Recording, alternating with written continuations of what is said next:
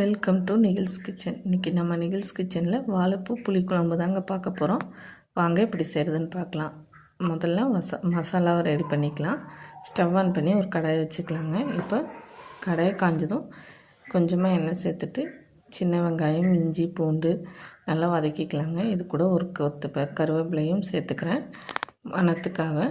இப்போ 3 தக்காளி, பழுத்த தக்காளி சேர்த்து நல்லா வதக்கிக்கலாங்க.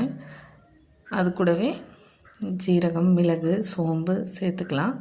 இப்போ நல்லா வதங்கி வரட்டும். அது கூட 1/4 மூடி தேங்காய் துருவி சேர்த்துக்கலாங்க.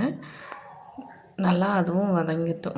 வறுத்துட்டு அது கூடவே காரத்துக்காக மிளகாய்த்தூள், மல்லித்தூள், மஞ்சத்தூள் சேர்த்து மசாலாவை நல்லா வறுத்து எடுத்து வச்சுக்கலாங்க. ஆறட்டும். ஆறுனதுக்கப்புறம் மிக்ஸி ஜாருக்கு மாற்றிக்கலாம். அது கூடவே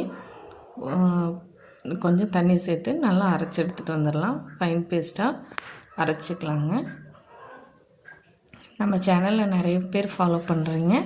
சப்ஸ்கிரைப் பண்ணிக்கோங்க. அப்போ தான் உங்களுக்கு நோட்டிஃபிகேஷன் வரும்.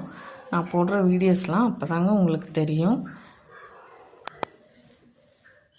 இப்போது இன்னொரு கடாயை வச்சு எண்ணெய் சேர்த்துக்கலாம்.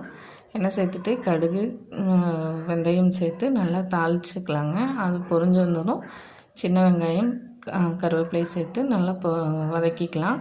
இப்போ அரைச்சி வச்ச மசாலாவை சேர்த்து எண்ணெய் பிரிகிற வரைக்கும் வதக்கிக்கலாங்க. எண்ணெய் பிரிஞ்சதும் நமக்கு தேவையான தண்ணி சேர்த்து நல்லா கொதிக்க விடலாம்.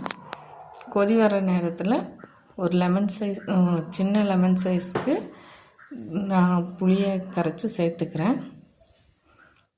அது கூடவே தேவையான அளவு உப்பு சேர்த்துக்கலாங்க. இப்போ நல்லா கொதித்து வரட்டுங்க. நம்ம வாழைப்பூ கழுவி வச்சுருக்கோம், அதை ஆட் பண்ணிக்கலாம். நான் ஏற்கனவே அதை க்ளீன் பண்ணி கழுவி வச்சிட்டேன். இப்போ நல்லா கொதித்து வந்துருச்சு. இப்போ நம்ம வாழைப்பூ சேர்த்துக்கலாங்க. இது ரொம்ப டேஸ்ட்டாக இருக்கும். நீங்கள் சமைச்சு பார்த்துட்டு இப்போ இருக்குன்னு சொல்லுங்கள். மீன் குழம்பு டேஸ்ட்லாயே இருக்குங்க.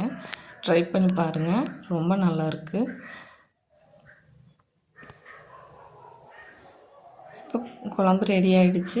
இப்போ ஃபைனலாக கருவேப்பிலையும் கொத்தமல்லியும் சேர்த்து இறக்கிக்கலாம். ட்ரை பண்ணி பார்த்துட்டு